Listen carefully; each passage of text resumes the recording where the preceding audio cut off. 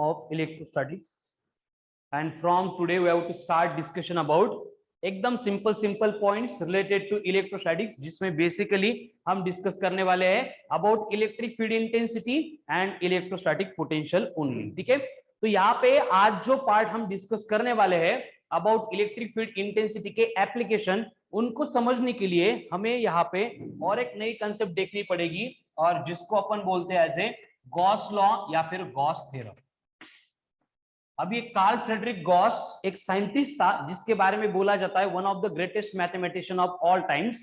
इसने क्या किया देखो कि इलेक्ट्रोस्टैटिक्स की पहले से जो कंसेप्ट थी, जो माइकल फैराडे ने पिक्टोरिकल रिप्रेजेंटेशन के लिए electric field, electric lines of force and electric flux and उसके साथ इलेक्ट्रिक फील्ड इंटेंसिटी की जो आइडिया थी उसको एक्सप्लेन किया था, उसी के ऊपर ये गॉस ने थोड़ा सा और वर्क किया एंड गॉस ने फाइंड किया कि बेसिकली होता क्या है कि इलेक्ट्रिक फील्ड में जो इलेक्ट्रिक लाइंस ऑफ फोर्स के नंबर होते हैं वो प्रैक्टिकली इतने ज्यादा होते हैं कि उनको हर बार कैलकुलेशन में कंसीडर करने के लिए मतलब हमें प्रॉब्लम फेस करना पड़ता है, कैलकुलेशन बड़े बड़े हो जाते हैं।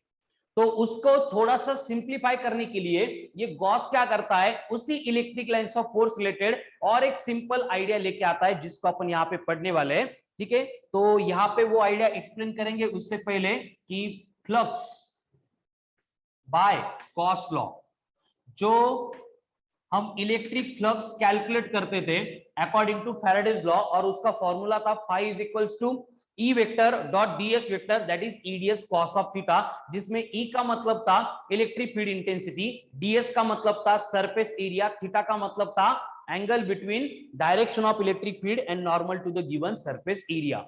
यानी अकॉर्डिंग टू कूलम्स लॉ अगर हमें इलेक्ट्रिक फ्लक्स कैलकुलेट करना है तो हमें एरिया कैलकुलेट करना पड़ता था, वहां पे हमें इंटेंसिटी कैलकुलेट करनी पड़ती थी, देन थीटा अगर नोन है तभी हम वहां पे इलेक्ट्रिक फ्लक्स की वैल्यू कैलकुलेट कर पाते थे। लेकिन इस माइकल फैराडे के मतलब फ्लक्स के इक्वेशन को गॉस ने एकदम सिंपल तरीके से सिंप्लीफाई किया था, और गॉस ने क्या बोला था कि flux through the area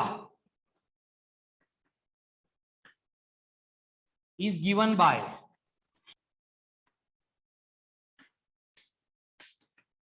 phi is equals to q upon epsilon not, या फिर यहाँ पे summation of q upon epsilon not, ये इक्वेशन हम यूज करेंगे वेयर समेशन ऑफ q का मतलब क्या होगा, sum of all the charges, sum of all the charges enclosed by the given surface.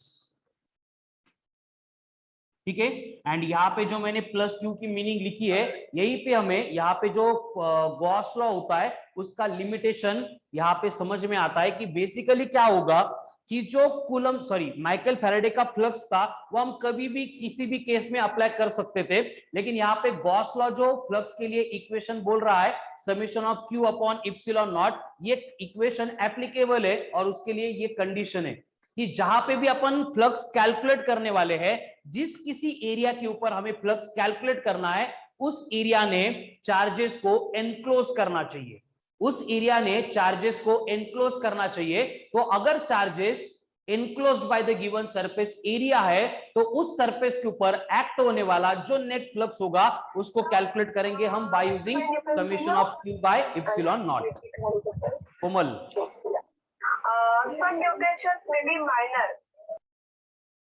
ठीक है, तो उसको हम कैलकुलेट करेंगे by using summation of Q upon epsilon not. ठीक है, तो देखो कंडीशन क्या होती है कि फैराडे ने जो बोला था वो इन जनरल केस है, हर एक एप्लीकेशन में एप्लीकेबल है, लेकिन प्रैक्टिकली हमें जिन बॉडी के साथ इंटरेक्ट करना है वो सारी की सारी बॉडी के केस में ऐसे होता है कि कोई बॉडी होती है और उसके अंदर चार्जेस होते हैं और उसकी वजह से बॉडी के ऊपर फ्लक्स कैलकुलेट होता है। मतलब हर एक प्रैक्टिकल एप्लीकेशन में जो हमें फ्लक्स कैलकुलेट करना होता है उसको कैलकुलेट करने के लिए एकदम सिंपल सी केस यहाँ पे ये गॉस एक्सप्लेन कर रहा है। ठीक है, तो गॉस लॉ मतलब एकदम सिंपल है, लेकिन उसके लिए कंडीशन है। कौन सी कंडीशन है, charges must be enclosed by the given body.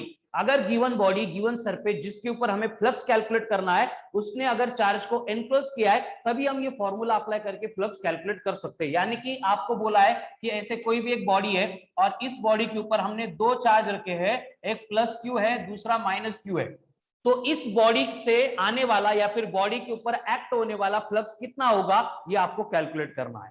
0 कितना होगा? 0 होगा। Very good. क्यों? क्योंकि हमें करनी है समेशन ऑफ चार्जेस। अब समेशन करते टाइम हमें मालूम है कि उनकी पोलैरिटी हमें कंसीडर करनी पड़ेगी, यानी कि एक चार्ज है प्लस क्यू, दूसरा चार्ज है माइनस क्यू, इनकी सम आती है 0, यानी कि गिवन सरफेस में से एक्ट होने वाला जो फ्लक्स है दैट विल बिकम 0। उसी तरह से अगर मैंने यहाँ पे और एक चार्ज रख दिया होता प्लस Q1 एंड बाहर एक चार्ज रख दिया होता प्लस Q2 और एक चार्ज रख दिया होता प्लस Q3, तो इस केस में यहाँ पे एक्ट होने वाला फ्लक्स कितना बनता? Q0 Q1 by epsilon naught। देखो Q2 and Q3 are the charges, they will produce electric field और उनकी भी लाइन ऑफ फोर्स होगी, मतलब वो भी फ्लक्स कैलकुलेट करेंगे, लेकिन उनका इस गॉस लॉ का यूज करके जो फ्लक्स कैलकुलेट करते हैं उससे कोई कंसर्न नहीं होगा, क्योंकि बॉडी उन दोनों चार्जेस को एनक्लोज नहीं कर रही है। जैसे हम रोड पे खड़े होते हैं तो रोड हमें एनक्लोज नहीं करता है, लेकिन हम अगर रूम में खड़े हो गए तो रूम हमें सब तरफ से क्या करती है? एनक्लोज करती है। वो कंडीशन अगर है तो उस तरह से यहाँ पे हमें फ्लक्स के लिए इक्वेशन बनेगा Q1 अपॉन इप्सिलॉन नॉट। ठीक है। अब सेम सिमिलर टाइप का अगर मैं और एक एग्जांपल दूंगा कि फॉर एग्जांपल आपको दिया है कि एक बॉडी है जिसने कुछ चार्जेस एनक्लोज किए, जैसे कि फॉर एग्जांपल प्लस 20 माइक्रोकूलम है एंड यहाँ पे है उसने माइनस 40 माइक्रोकूलम इतना दिया है। तो calculate the flux acting through the given surface, and मुझे फ्लक्स की डायरेक्शन भी चाहिए। चलो करो, कितने लोग कर पाते हैं? पहले तो फ्लक्स कैलकुलेट करो और उसके साथ मुझे डायरेक्शन भी बोलो।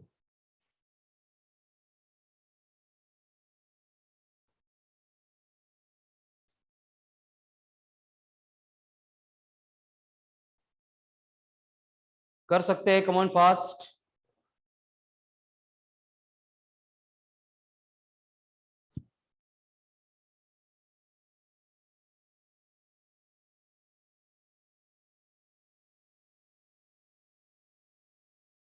यस और नो? Yes। करो फिर।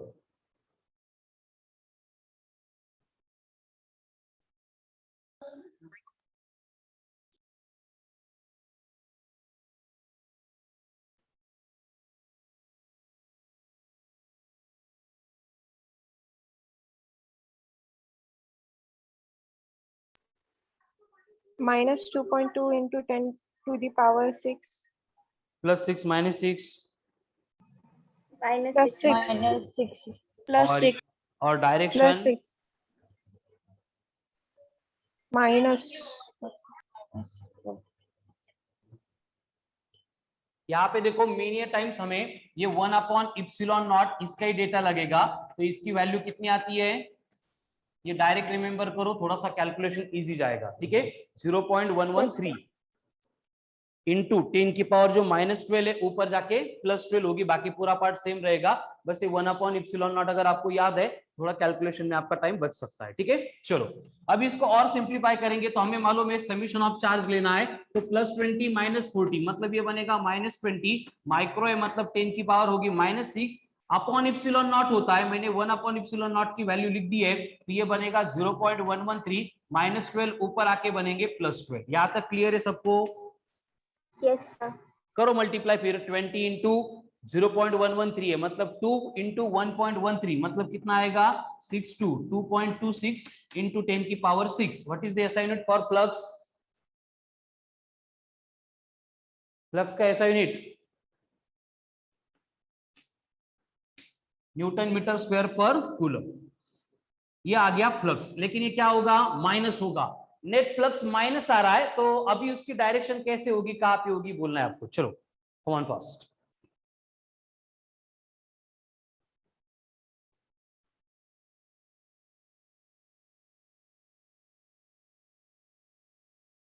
Any idea about direction?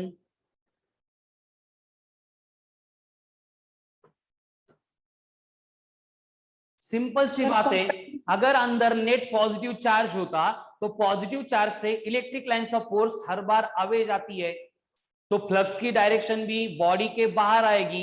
लेकिन अगर बॉडी के अंदर का नेट चार्ज अगर निगेटिव आ रहा है, इसका मतलब वहां पे इलेक्ट्रिक लाइंस ऑफ फोर्स को निगेटिव टुवर्ड्स, मतलब negative to the sorry towards negative charge जाना पड़ता है, यानी यहाँ पे क्या होगा, जो फ्लक्स है वो बॉडी के अंदर जाएगा, यानी डायरेक्शन होगी इनवर्ड। क्या होगी? Direction inward. समझ में आ रही ना? Yes sir. ठीक है, तो डिफरेंट बॉडीज के लिए हम ये कंडीशन अप्लाई करके फ्लक्स कैलकुलेट करते हैं। बहुत सारे क्वेश्चंस हमें प्रैक्टिस करने हैं सेम पार्ट से रिलेटेड, ठीक है ना। हर एक स्पेशल डायग्राम के एप्लीकेशन क्या आते हैं वो सारी बातें हम डिस्कस करेंगे। अभी देखो गॉस ने क्या किया था, ये फ्लक्स के बारे में इंफॉर्मेशन तो दे दी, लेकिन बाद में समझ में आ गया कि वहां पे क्या हो रहा है कि ये लाइंस ऑफ फोर्स के नंबर, फ्लक्स के नंबर अभी हमने देखा था 10⁶। अब इतने बड़े बड़े नंबर के साथ हर बार डील करना प्रैक्टिकली पॉसिबल नहीं हो रहा था, इसलिए माइकल फैराडे के सेम कंसेप्ट को थोड़ा एक्सटेंड करके गॉस क्या है, एक कंसेप्ट लेके आता है और उसको बोला जाता है tube of force. Tube of force, और इसी ट्यूब ऑफ फोर्स को बोला जाता है tube of induction. Tube of force और ट्यूब ऑफ इंडक्शन, ठीक है। इस रिलेटेड क्वेश्चन आने की प्रोबेबिलिटी कम होती है, लेकिन है रिलेटेड तो आपको इसको समझना पड़ेगा, ठीक है। ट्यूब ऑफ फोर्स और उसी को बोला जाता है ट्यूब ऑफ इंडक्शन। तो ये ट्यूब ऑफ फोर्स और ट्यूब ऑफ इंडक्शन मतलब होता क्या है, देखो एकदम बेसिक सिंप्लीफाइड कंसेप्ट है कि हमने अगर स्पेस में दो चार्ज रख दिए, एक है प्लस क्यू, दूसरा है माइनस क्यू, ऐसे दो चार्ज हमने स्पेस में प्लेस किया है, positive plus Q, negative minus Q. अब इसमें कंडीशन क्या होगी, देखो कि हर बार electric lines of force start होगी फ्रॉम पॉजिटिव चार्ज, एंड होगी ऑन नेगेटिव चार्ज। हर बार लाइंस ऑफ फोर्स स्टार्ट होगी फ्रॉम पॉजिटिव चार्ज, एंड होगी ऑन नेगेटिव चार्ज। एंड सारे लाइंस ऑफ फोर्स का अगर स्ट्रक्चर देखेंगे तो वहां पे क्या होता है, इस तरह का एक स्ट्रक्चर बनता है, एंड इसी स्ट्रक्चर को हम बोलते हैं as a tube like structure. Tube कहते ना नली, तो उस ट्यूब की तरह ये स्ट्रक्चर बन गया। तो ये जो ट्यूब लाइक स्ट्रक्चर है, इलेक्ट्रिक लाइंस ऑफ फोर्स ने जो एनक्लोज किया था, उसी को गॉस ने बोला था ट्यूब ऑफ फोर्स या फिर ट्यूब ऑफ इंडक्शन। तो यही कंसेप्ट क्या बनेगी, ट्यूब ऑफ इंडक्शन और ट्यूब ऑफ फोर्स मतलब tube like structure, tube like structure enclosed by electric lines of force is called as tube of force। मतलब देखो है क्या, एक्चुअल में वो इलेक्ट्रिक लाइंस ऑफ फोर्स ही है, लेकिन अभी एक एक इलेक्ट्रिक लाइंस ऑफ फोर्स को कंसीडर करने का काम नहीं बचा। सारे इलेक्ट्रिक लाइंस ऑफ फोर्स का कंबाइंड स्ट्रक्चर जो है उसको कंसीडर करेंगे हम ट्यूब ऑफ फोर्स या फिर ट्यूब ऑफ इंडक्शन। और उसके लिए कंडीशन बन गई कि अगर वहां पे 1 कूलम इतना चार्ज है, तो वहां से स्टार्ट होने वाले ट्यूब ऑफ इंडक्शन भी कितने रहेंगे, 1 रहेंगे। यहाँ पे अगर 2 कूलम चार्ज है तो कितने ट्यूब ऑफ इंडक्शन स्टार्ट हो जाएंगे, 2 स्टार्ट हो जाएंगे। अगर यहाँ पे 3 कूलम चार्ज है तो वहां पे ट्यूब ऑफ इंडक्शन के नंबर भी कितने होंगे, 3 होंगे। यहाँ पे अगर मैंने Q कूलम इतना चार्ज रख दिया तो वहां पे ट्यूब ऑफ इंडक्शन के नंबर भी कितने रहेंगे, Q इतने रहेंगे। समझ में आ रहा है? मतलब एक एक लाइन ऑफ फोर्स का काम ही खत्म, ठीक है। चार्ज के मैग्नीट्यूड इतने, ट्यूब ऑफ इंडक्शन वहां से शुरू होते हैं। यहाँ पे ये कंसेप्ट आ गई, और फिर इससे रिलेटेड हम आगे 2 से 3 कंसेप्ट पढ़ने वाले हैं जो एकदम सिंपल है। मतलब अभी जो है इलेक्ट्रिक लाइंस ऑफ फोर्स को रिप्लेस करके एक कंसेप्ट आ गई, that is tube of force और ट्यूब ऑफ इंडक्शन। तो आगे जैसे इलेक्ट्रिक लाइंस ऑफ फोर्स के नंबर हम कैलकुलेट करते थे passing normally through given area, उसको बोला गया था इलेक्ट्रिक फ्लक्स। उसी तरह की एक कंसेप्ट यहाँ पे आएगी जिसको बोला जाएगा नॉर्मल इलेक्ट्रिक इंडक्शन। नॉर्मल का मतलब वही है परपेंडिकुलर, यानी tubes of induction passing normally through given area, तो ये बन जाएगा tube of induction. Tube of induction हो गया था, ये बनेगा नॉर्मल इलेक्ट्रिक इंडक्शन। एंड ये नॉर्मल इलेक्ट्रिक इंडक्शन को बोला जाता है एज ए NEI। तो NEI मतलब क्या होगा, number of tubes of induction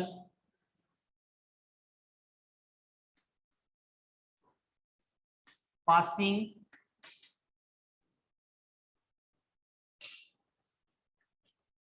normally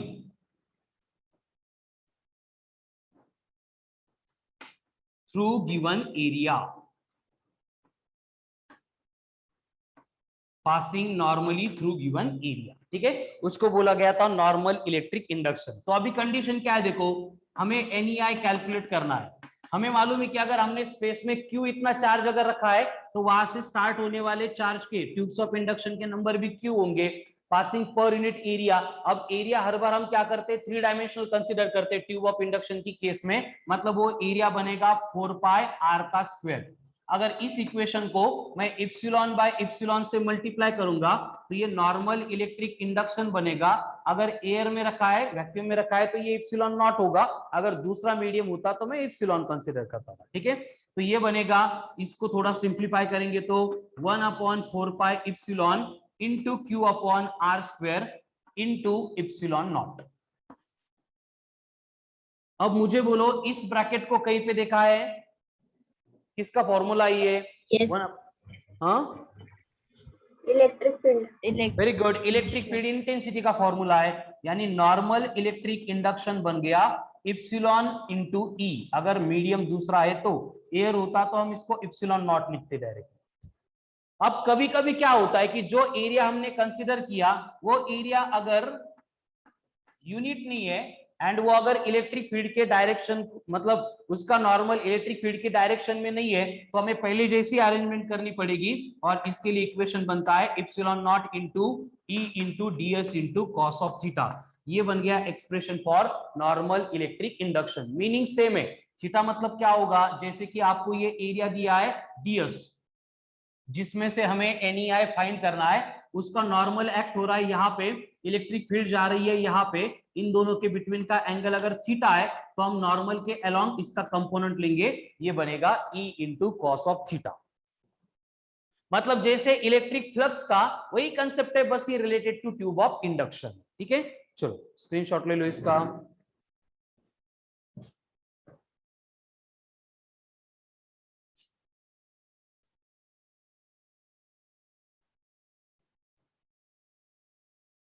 अब ये नॉर्मल इलेक्ट्रिक इंडक्शन का फॉर्मूला कंडीशन सबको समझ में आ गई। इसी रिलेटेड और एक कंसेप्ट आती है जिसको अपन बोलते हैं TNEI। अब TNEI में क्या होगा, NEI तो सेम है, नॉर्मल इलेक्ट्रिक इंडक्शन, T का मतलब होगा टोटल। अब टोटल कैलकुलेट करने के लिए हम क्या करेंगे, बस ये total normal electric induction calculate करते टाइम जो नॉर्मल इलेक्ट्रिक इंडक्शन था उसको इंटीग्रेट कर देंगे। जो नॉर्मल इलेक्ट्रिक इंडक्शन था उसको इंटीग्रेट करने के बाद क्या होगा, ये टोटल नॉर्मल इलेक्ट्रिक इंडक्शन बनेगा integration of epsilon into E into cos of theta into ds। Clear है? नॉर्मल इलेक्ट्रिक इंडक्शन को इंटीग्रेट कर दिया, वो बन गया टोटल, यानी टोटल नॉर्मल इलेक्ट्रिक इंडक्शन। तो बोर्ड पे ध्यान दो ठीक से, अगर हमें यहाँ पे फ्लक्स कैलकुलेट करना है तो फ्लक्स के लिए फॉर्मूला है EDS cos of theta, and अगर हमें नॉर्मल इलेक्ट्रिक इंडक्शन कैलकुलेट करना है तो यहाँ पे फॉर्मूला है epsilon into E into ds cos of theta. यानी ये फ्लक्स में एंड नॉर्मल इलेक्ट्रिक इंडक्शन में क्या डिफरेंस है, एप्सिलॉन का, सिर्फ इप्सिलॉन का। यानी कि यहाँ पे फ्लक्स अगर कैलकुलेट करना है फ्रॉम नॉर्मल इलेक्ट्रिक इंडक्शन तो हमें क्या करना पड़ेगा, ये जो नॉर्मल इलेक्ट्रिक इंडक्शन था उसको हमें इप्सिलॉन से डिवाइड करना पड़ेगा। ठीक है, नॉर्मल इलेक्ट्रिक इंडक्शन को अगर इप्सिलॉन से डिवाइड करेंगे परमिटिविटी ऑफ द मीडियम से तो हमें क्या मिल जाएगा, फ्लक्स मिल जाएगा। यानी कंसेप्चुअल में, कंसेप्ट में कोई डिफरेंस नहीं है, सेम ही है। यहाँ पे एक एक मेजर करते थे, यहाँ पे पूरा उनका ट्यूब लाइक जो स्ट्रक्चर है उसको as a one single structure हम कंसिडर कर रहे हैं। Yes sir. ठीक है, अब यहाँ पे जो बड़े बड़े फॉर्मूले दिख रहे थे, अगेन इसको सिंप्लीफाई करने के लिए गॉस क्या करता है, खुद का एक थ्योरम लेके आता है, गॉस थ्योरम। और उस थ्योरम में गॉस बोलता है कि आपको अगर टोटल नॉर्मल इलेक्ट्रिक इंडक्शन ही कैलकुलेट करना है तो इतने कॉम्प्लिकेटेड वे से क्यों करेंगे। जैसे फ्लक्स के लिए भी उसने बोला था कि इतना कुछ करने की जरूरत नहीं है, सीधा क्या करो, क्यू अपॉन इप्सिलॉन करो। तो ये रिलेशन अगर ध्यान से देखेंगे तो जो गॉस लॉ फॉर फ्लक्स था क्या था, Q naught by epsilon. According to Gauss law, flux is given by summation of Q upon epsilon naught था, बराबर? Yes sir. एंड अगर यहाँ पे फ्लक्स का इक्वेशन जो NEI के डेफिनेशन से आ रहा है, इन दोनों को अगर कंपेयर करेंगे तो हमें यहाँ पे समझ में आ रहा है कि सिर्फ NEI is replaced by summation of charges है। यानी गॉस यहाँ पे एक्सप्लेन करता है कि total normal electric induction over any closed surface is given by summation of charges enclosed by that surface.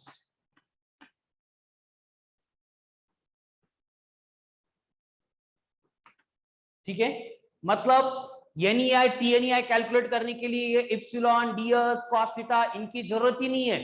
सिर्फ आपको क्या करना है, जिस सरफेस के ऊपर आपको total normal electric induction calculate करना है, उस सरफेस ने जितने चार्जेस एनक्लोज किए उनकी सम करो। क्योंकि सीधी बात क्या है कि एक कूलम का चार्ज एक ट्यूब ऑफ फोर्स इंडक्शन मतलब ट्यूब ऑफ इंडक्शन प्रोड्यूस करता है, तो क्यू इतना चार्ज क्या करेगा, क्यू इतने ट्यूब ऑफ इंडक्शन प्रोड्यूस करेगा। वही तो उसने स्टेटमेंट के फॉर्म में सिंप्लीफाई करके एक्सप्लेन किया था।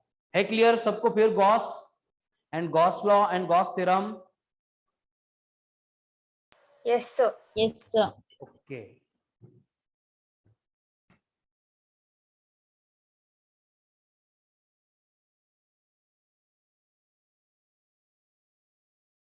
अब यहाँ पे हम इलेक्ट्रिक फील्ड इंटेंसिटी के कुछ एप्लीकेशंस देखने वाले हैं जो बेसिकली इस गॉस लॉ या गॉस थ्योरम के ऊपर डिपेंडेंट है। ठीक है, तो हम क्या करेंगे, वेरियस बॉडीज से रिलेटेड जो इलेक्ट्रिक फील्ड इंटेंसिटी है वो फाइंड करेंगे by the application of Gauss law. ठीक है, कुछ 3-4 रेफरेंस वाली बॉडी लेंगे हम एंड रिमेनिंग जो बॉडी है उनके डायरेक्ट फॉर्मूले यहाँ पे हम कंसर्न मतलब यूज करने वाले, क्योंकि उनका इतना कुछ खास इंपॉर्टेंस नहीं है। ठीक है, तो सबसे पहले हम आते हैं चार्ज कंडक्टिंग स्फीयर के ऊपर। चार्ज कंडक्टिंग स्फीयर, और ये चार्ज कंडक्टिंग स्फीयर में हमें बोला गया है कि ऐसा एक चार्ज स्फीयर है जिसके ऊपर हमने यहाँ पे चार्ज डिपॉजिट किया है और वो है Q, और इस स्फीयर को हमने बोला है A। यहाँ पे O बना इसका सेंटर, कैपिटल R बनी इसकी रेडियस। और अगर हमें इस स्फीयर के आउटसाइड कोई भी पॉइंट दिया है, जैसे यहाँ पे पॉइंट P है, कितने डिस्टेंस पे है, स्मॉल r इतने डिस्टेंस पे, तो पॉइंट P पे हमें इलेक्ट्रिक फील्ड इंटेंसिटी कैलकुलेट करनी है। ये क्वेश्चन में हमें कंडीशन दी है। ठीक है, तो हम क्या करेंगे, देखो सबसे पहले हमें ये मालूम है कि गॉस लॉ का यूज करके हम यहाँ पे इंटेंसिटी कैलकुलेट करने वाले हैं। तो हम यहाँ पे गॉस लॉ को अप्लाई करने के लिए सबसे पहले उसका जो लिमिटेशन है, कंडीशन है, उसको अप्लाई करेंगे कि गॉस लॉ अप्लाई करने के लिए होता क्या है कि charges must be enclosed by the body होती है। इसलिए ये सारे चार्जेस को एनक्लोज करने के लिए मैंने बाहर से और एक इमेजिनरी स्फीयर जो है यहाँ पे ड्रॉ कर दिया, और इस स्फीयर को हम बोलेंगे एज ए बी, यानी गॉसियन स्फीयर। क्लियर? देन जिस पॉइंट पे मुझे इंटेंसिटी चाहिए उसके सराउंडिंग में मैं छोटा सा एरिया लूंगा यहाँ पे ds। अब देखो कितनी सिंपल बात है कि बेसिकली इस पॉइंट P के ऊपर एक्ट होने वाली जो इंटेंसिटी है वो अलोंग रेडियस ही एक्ट होगी, मतलब सरफेस को नॉर्मली जाएगी। तो बाय द डेफिनेशन, हमने डेफिनेशन देखी थी टोटल नॉर्मल इलेक्ट्रिक इंडक्शन की, उसका फॉर्मूला था integration of epsilon into E into cos of theta into ds। यहाँ पे इलेक्ट्रिक फील्ड ऑलरेडी नॉर्मल जा रही है, मतलब नॉर्मल के अलोंग है, मतलब यहाँ पे थीटा 0 बनेगा, कॉस 0 1 बनेगा, यानी टोटल नॉर्मल इलेक्ट्रिक इंडक्शन बनेगा epsilon into E into integration of ds। ये दोनों कांस्टेंट है, इसलिए इंटीग्रेशन के साइन के बाहर आ गए। अब बचा कौन, इंटीग्रेशन ऑफ ds ओनली। अब ds मतलब कौन है, ये जो गॉसियन स्फीयर है इसके ऊपर का ये छोटा सा एरिया है। अब हम इसको इंटीग्रेट करेंगे, मतलब क्या करेंगे कि इस स्फीयर के ऊपर ऐसे जितने भी एरियाज है उन सबको ऐड करेंगे, और इसको ऐड करना ऐसे मैन्युअली पॉसिबल नहीं होता है, इसलिए हम special type of addition use करते हैं, दैट इज इंटीग्रेशन। और हमें मालूम है कि अगर स्फीयर दिया है तो स्फीयर का टोटल एरिया होता है 4 पाई r का स्क्वायर, यानी कि हमें टोटल नॉर्मल इलेक्ट्रिक इंडक्शन बन गया इप्सिलॉन इंटू E इंटू 4 पाई r का स्क्वायर। ये बन गया इक्वेशन नंबर फर्स्ट। लेकिन अगर हम यहाँ पे GT का यूज करेंगे, GT मतलब गॉस थ्योरम, तो गॉस थ्योरम क्या बोलता है, अगर हमें यहाँ पे टोटल नॉर्मल इलेक्ट्रिक इंडक्शन चाहिए तो क्या करना है, सारे चार्जेस की सम करनी है। पहले से मालूम है कि यहाँ पे चार्ज के नंबर कितने हैं, क्यू है, ये इक्वेशन नंबर 2। दोनों की एक साइड सेम है, दूसरी साइड अगर इक्वेट करेंगे तो ये बनेगा epsilon into E into 4 pi R square is equals to Q, यानी ई इक्वल टू बन गया 1/4 pi epsilon into Q upon R square. मतलब कोई भी अगर चार्ज स्फीयर दिया है, उसके आउटसाइड अगर पॉइंट है तो उस पॉइंट पे इलेक्ट्रिक फील्ड की जो इंटेंसिटी है वो आती है 1/4 pi epsilon into Q upon R square. हम यहाँ पे क्या करेंगे, कल की जो कंसेप्ट थी उसको अगर देखेंगे, अगर मैंने यहाँ पे सिग्मा कंसीडर किया है ना, what is mean by sigma? Density, surface charge density, और वो कितनी होगी, चार्ज अपॉन एरिया। अब चार स्फीयर की रेडियस आर है तो उसका एरिया होगा 4 पाई आर का स्क्वायर, यानी Q इक्वल टू मिलेगा हमें यहाँ पे सिग्मा इंटू 4 पाई आर का स्क्वायर। अगर ये Q की वैल्यू मैं यहाँ पे पुट कर दूंगा तो सेम वे इंटेंसिटी के लिए एक्सप्रेशन क्या मिलेगा, 1/4 pi epsilon into sigma into 4 pi R square divided by small R square. तो 4 पाई 4 पाई कैंसिल होके इंटेंसिटी का फॉर्मूला मिलेगा आपको sigma into capital R square divided by epsilon into small R का स्क्वायर। दोनों फॉर्मूले सेम है, एक इन टर्म्स ऑफ चार्ज है, दूसरा in terms of surface charge density है। चलो, है क्लियर? Yes sir. हो गया स्क्रीनशॉट इसका?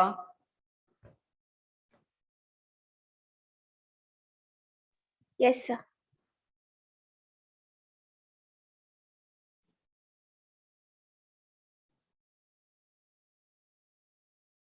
अब यहाँ पे देखो, ये स्टैंडर्ड केस आ गई।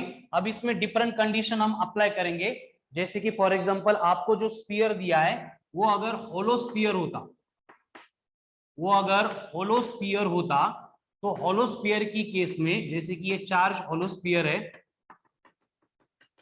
हम यहाँ पे कुछ पॉइंट कंसीडर करेंगे, जैसे A point at a distance small R, दूसरा पॉइंट सरफेस के ऊपर आएगा B at a distance capital R, तीसरा पॉइंट इनसाइड आएगा जिसका डिस्टेंस होगा आर डैश, और ये तीनों पॉइंट पे हमें इंटेंसिटी चाहिए। अभी अगेन ये same as that of gravitation आएगा। ग्रेविटेशन में भी हमने ग्रेविटेशनल फील्ड और intensity of gravitational field for the hollow sphere ऐसे 3 डिफरेंट केसेस में देखी थी, ठीक है। तो अब यहाँ पे क्या होगा, ए पॉइंट आउटसाइड पे, तो ए पॉइंट पे जो इंटेंसिटी होगी उसका फॉर्मूला अभी डिराइव किया था, उसमें जो 1/4 पाई इप्सिलॉन है, पूरे इलेक्ट्रोस्टैटिक्स में कहीं पे भी जाओ वो कांस्टेंट सेम रहने वाला है, इसलिए मैं उसको बस के कंसीडर करूंगा। तो फॉर्मूला क्या था, 1/4 pi epsilon into Q upon R square. तो ये कंडीशन क्या बनेगी, के क्यू अपॉन आर स्क्वायर, कहां पे, पॉइंट ए के लिए जो आउटसाइड है। अब अगर पॉइंट ऑन द सरफेस दिया है तो उसके लिए चेंज क्या होगा, बस कैपिटल आर है, small R will be replaced by capital R. अगर पॉइंट इनसाइड दिया है तो क्या होगा,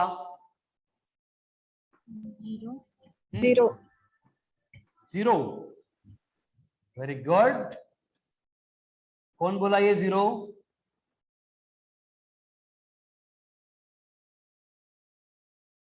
होलोस्फीयर के इनसाइड इलेक्ट्रिक फील्ड की इंटेंसिटी कितनी होती है, 0 होती है। मतलब इनसाइड कहीं पे भी जाएंगे तो वहां पे इंटेंसिटी नहीं होगी। इसका मतलब intensity at any point inside the hollow sphere is always 0। इसको भूलना नहीं है, इसको ध्यान से स्टार मार्क करके याद करना है। यानी कि अगर यहाँ पे इंटेंसिटी वर्सेस डिस्टेंस का ग्राफ ड्रॉ करेंगे तो कंडीशन क्या हो रही कि जब तक ये distance equal to capital R नहीं आ रहा है, मतलब सरफेस नहीं आ रहा है, तब तक इंटेंसिटी कितनी है, 0 है। उसके बियॉन्ड अगर देखेंगे तो ये इंटेंसिटी कम हो रही है, एक पैराबोलिक पाथ फॉलो कर। ठीक है, ये केस हो गई किसके लिए, होलोस्फीयर। ठीक है। सेम हम डिस्कस कर सकते हैं यहाँ पे for solid charge sphere. Actual में प्रैक्टिकली जितने भी एप्लीकेशंस होते हैं वहां पे होलोस्फीयर ही होते हैं, क्योंकि सॉलिड स्फीयर अगर चार्ज भी किया तो भी उसका जो चार्ज है वो आउटसाइड पे डिपॉजिट होता है। लेकिन एक थ्योरेटिकल कंडीशन ग्रेविटेशन से कंपेयर करके हम यहाँ पे इंट्रोड्यूस कर सकते हैं, ठीक है। तो इस तरह से आपको एक सॉलिड स्फीयर दिया है, और इस सॉलिड स्फीयर में फिर से हम 3 पॉइंट लेंगे, एक ए होगा outside at a distance small R, दूसरा बी होगा on the surface at a distance capital R, तीसरा सी होगा at a distance R dash. यहाँ पे जैसे 3 पॉइंट थे वही 3 पॉइंट यहाँ पे भी। अब अगर इंटेंसिटी एट पॉइंट ए चाहिए, आउटसाइड है, मतलब सेम फॉर्मूला होगा के क्यू बाय आर। उसके बाद अगर सरफेस पे दिया है तो सेम फॉर्मूला होगा के क्यू बाय कैपिटल आर का स्क्वायर। और उसके बाद में अगर पॉइंट इनसाइड दिया है तो इनसाइड पॉइंट के लिए क्या करना है, बस ये जो के क्यू बाय आर स्क्वायर है इसको R dash by capital R इससे मल्टीप्लाई करना है। आर डैश मतलब सेंटर से उस पॉइंट का डिस्टेंस जहां पे हमें इंटेंसिटी चाहिए, कैपिटल आर मतलब कौन है, रेडियस। ठीक है, तो ये थर्ड फॉर्मूला है। प्रैक्टिकली कोई इसका एप्लीकेशन नहीं है, इलेक्ट्रोस्टैटिक्स में ये काम का भी नहीं है, बस ग्रेविटेशन से कंपेयर करके हम इसको डिराइव कर सकते हैं। ठीक है, मतलब अंदर अगर सॉलिड स्फीयर के पॉइंट दिया है और वहां पे इंटेंसिटी चाहिए तो के क्यू बाय आर स्क्वायर को हम क्या करेंगे, बस आर डैश बाय आर से मल्टीप्लाई करेंगे। ग्रेविटेशन में यही करते थे, के की जगह पे कैपिटल जी था, क्यू की जगह पे एम था, तो जीएम अपॉन आर स्क्वायर को हम R dash by capital R से मल्टीप्लाई करके इनसाइड पॉइंट की इलेक्ट्रिक फील्ड या फिर इंटेंसिटी कैलकुलेट करते थे। क्लियर? अब यहाँ पे देखो, अगर हमें सेंटर पे चाहिए, सेंटर पे, तो सेंटर पे गए मतलब आर डैश 0 बनेगा। आर डैश अगर 0 बन गया तो इसके अकॉर्डिंग क्या होगा, electric field intensity at the centre of solid sphere will become 0। And इससे रिलेटेड अगर सारा पार्ट हम ग्राफिकली रिप्रेजेंट करेंगे तो हमें समझ में आएगा कि जब तक d इक्वल्स टू आर नहीं होता है, जब तक d इक्वल्स टू आर नहीं आता है तब तक ये डायरेक्टली प्रोपोर्शनली, कौन, इंटेंसिटी विद डिस्टेंस, यानी ग्राफ होगा 0 से स्टार्ट होके स्ट्रेट लाइन, मतलब पासिंग थ्रू ओरिजिन। एंड जैसे सरफेस आ गया ये inversely proportional to the distance है, यानी जो एक्सेलरेशन ड्यू टू ग्रेविटी का ग्राफ था वही ग्राफ यहाँ पे हमें दिख रहा है। Yes sir.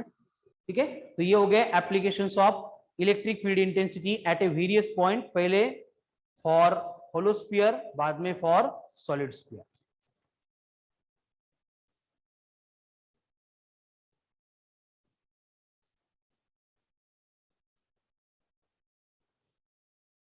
Okay, yes sir. Yes sir.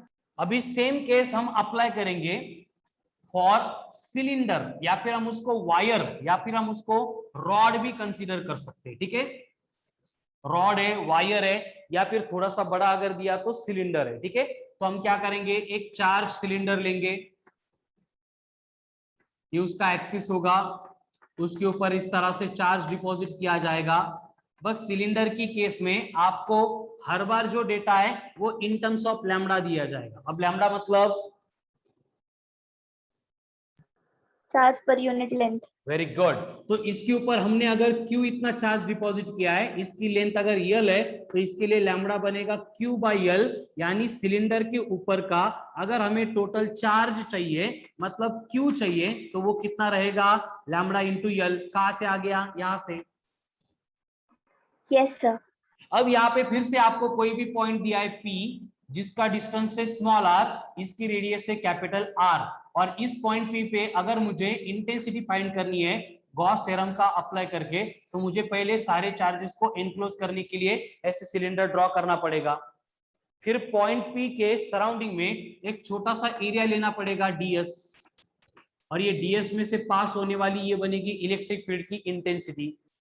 अब यहाँ पे देखो, हमें मालूम है according to definition total normal electric induction क्या होता है, integration of epsilon into E cos of theta into ds। लेकिन फिर से इलेक्ट्रिक फील्ड अगर नॉर्मली पास हो रही है इसका मतलब थीटा विल बिकम 0, cos 0 1। इसका मतलब यहाँ पे जो टोटल नॉर्मल इलेक्ट्रिक इंडक्शन है वो आ जाएगा epsilon into E into integration of ds। अब यहाँ पे ds मतलब छोटा सा एरिया था, उसको इंटीग्रेट कर रहे हैं, मतलब हमें क्या चाहिए, पूरे सिलेंडर का एरिया चाहिए, और सिलेंडर का एरिया क्या होता है,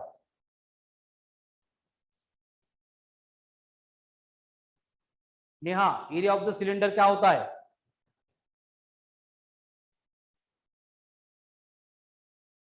Rutuja, area of the cylinder नहीं मालूम? 2 pi r into L. Area of the cylinder will be 2 pi r into L. अगर इसको ऊपर की इक्वेशन में पुट करेंगे तो टोटल नॉर्मल इलेक्ट्रिक इंडक्शन ये बनेगा epsilon into E into 2 pi r into L. ये बन गया फर्स्ट इक्वेशन. फिर से हम सेम पार्ट रिपीट करेंगे और जीटी अप्लाई करेंगे, Gauss theorem. According to Gauss theorem total normal electric induction कितना होता है?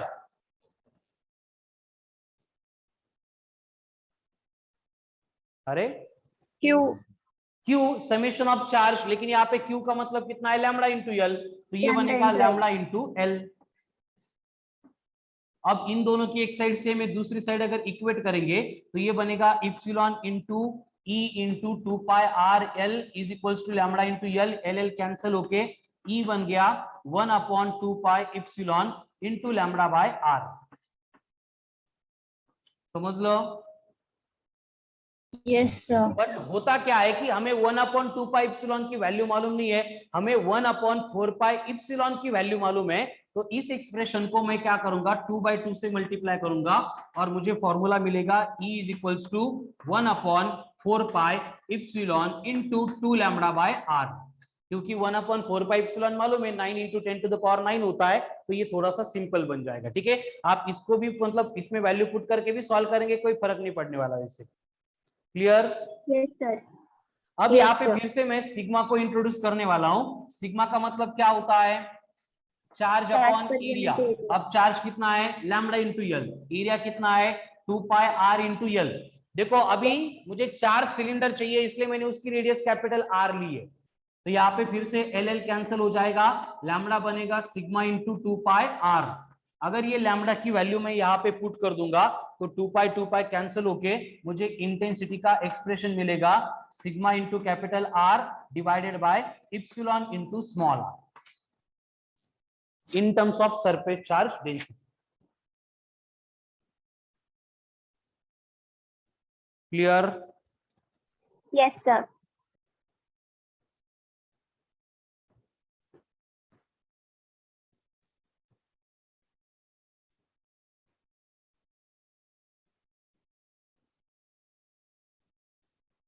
ये हो गया सिलेंडर. सेम केस एप्लीकेबल होगी फॉर रॉड या फिर चार्ज वायर. उसके बाद में अगर कोई रैंडम शेप की बॉडी आपको दे रहे हैं, बॉडी ऑफ एनी शेप, ऐसे कोई भी शेप की बॉडी दे रहे हैं और उसके आउटसाइड पॉइंट दिया है A, और यहाँ पे हमें अगर इलेक्ट्रिक फील्ड इंटेंसिटी फाइंड करनी है तो ये इंटेंसिटी आती है सिग्मा अपॉन इप्सिलॉन. कैसे? पहले से हम क्या करेंगे? यहाँ पे गॉस थ्योरम को अप्लाई कर पहले डेफिनेशन लेंगे. टोटल नॉर्मल इलेक्ट्रिक इंडक्शन वो आएगा epsilon into E into ds. फिर उसके बाद में हम क्या करेंगे? गॉस थ्योरम अप्लाई करेंगे, वो आएगा समेशन ऑफ चार्ज. ठीक है, चलो सिंप्लीफाई कर देता हूं. पहले अकॉर्डिंग टू डेफिनेशन ये आएगा total normal electric induction equal to epsilon into E into ds. Theta 0 है, cos 0 1 है, इसके लिए इंट्रोड्यूस नहीं किया. और यहाँ पे इंटीग्रेट नहीं कर रहा हूं मैं, क्योंकि पॉइंट ए पे जो इंटेंसिटी प्रोड्यूस होगी उसको प्रोड्यूस करने के लिए यहाँ पे जो चार्जेस है ds के ऊपर वही रिस्पॉन्सिबल है. दूसरे चार्जेस यहाँ पे इंटेंसिटी प्रोड्यूस नहीं करते, एंड उनको इनक्लोज करने के लिए मैं यहाँ पे एक सिलेंडर लूंगा. ठीक है, जिसका भी एरिया कितना रहेगा? ds रहेगा. तो टोटल नॉर्मल इलेक्ट्रिक इंडक्शन बन गया epsilon into E into ds. अब ये ds वाले चार्ज के ऊपर मतलब एरिया के ऊपर कितना चार्ज है वो मालूम नहीं है, तो मैं यहाँ पे सिग्मा को यूज करूंगा. तो सिग्मा बनेगा q अपॉन ds, यानी कि ये q बनेगा सिग्मा इंटू ds. अगर ये q की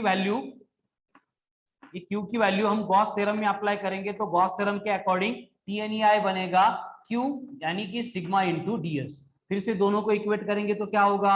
epsilon into E into ds equal to sigma into ds cancel हो जाएगा, सिग्मा इधर आएगा और हमें एक्सप्रेशन मिलेगा E equal to sigma upon epsilon. यानी कि अगर बॉडी की ज्योमेट्रिकल शेप हमें मालूम नहीं है, नोन नहीं है, रैंडम शेप की कोई भी बॉडी है, तो उसके इलेक्ट्रिक फील्ड इंटेंसिटी फाइंड करने के लिए हर बार हम यही एक्सप्रेशन यूज करने वाले हैं, that is E is equal to sigma upon epsilon.